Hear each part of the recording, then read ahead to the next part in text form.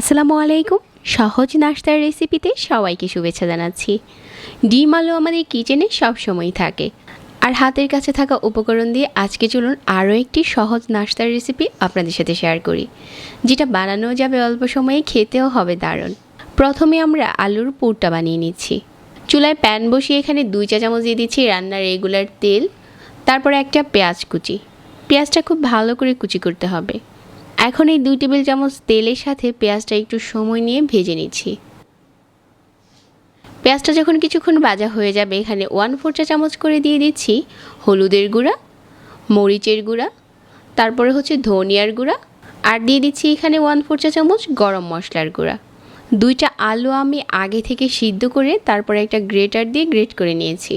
এই গ্রেট করা আলুটা এখন এই মশলা আর পেঁয়াজের সাথে নেড়ে চেড়ে কিছুক্ষণ ভেজে নিচ্ছি। তারপর এখানে পরিমাণ মতো লবণ দিয়ে দিচ্ছি। লবণটা দেওয়ার পর আবারও মিশিয়ে নিচ্ছি। আর এখানে আমি এখন দিয়ে দেব 1/4 কাপের মতো ময়দা। আপনি চাইলে এখানে বেসনও দিতে পারেন, তাহলেও খেতে ভালো লাগবে। ময়দাটা দেওয়ার পর নেড়েচেড়ে মিশিয়ে নিচ্ছি। মেশানো হয়ে গেলে চুলা থেকে নামিয়ে একটা প্লেটে নিয়ে কিছুটা ঠান্ডা করে নিচ্ছি। তারপর আমরা হাত দিয়ে মথে একটা ডো বানিয়ে নেব। এখানে নিয়েছি 1টার মতো পেঁয়াজ কুচি আর 2-3টার মতো কাঁচামরিচ কুচি। পরিমাণ মতো লবণ দিয়ে একটা সিদ্ধ ডিম এই পেঁয়াজের সাথে ভেঙে একসাথে মিশিয়ে নিচ্ছি। মেশানো হয়ে গেছে।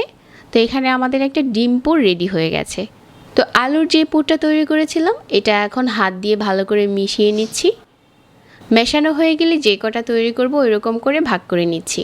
তারপর এখান থেকে একটা ডো নিয়ে বোর্ডে নিয়ে একটু ছড়িয়ে নিচ্ছি। বেলুন দিয়ে বেলেও নিতে পারেন, আবার চাইলে হাতেও করে নিতে পারেন।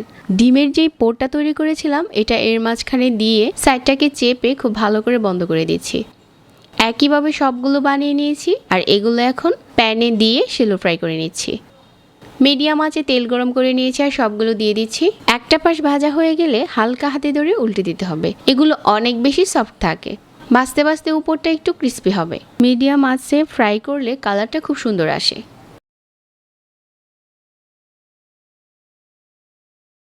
এভাবে করে কিছুক্ষণ ভেজে নেওয়া হয়ে গেছে। তো এখন তেল ঝরিয়ে উঠিয়ে নেওয়ার পালা।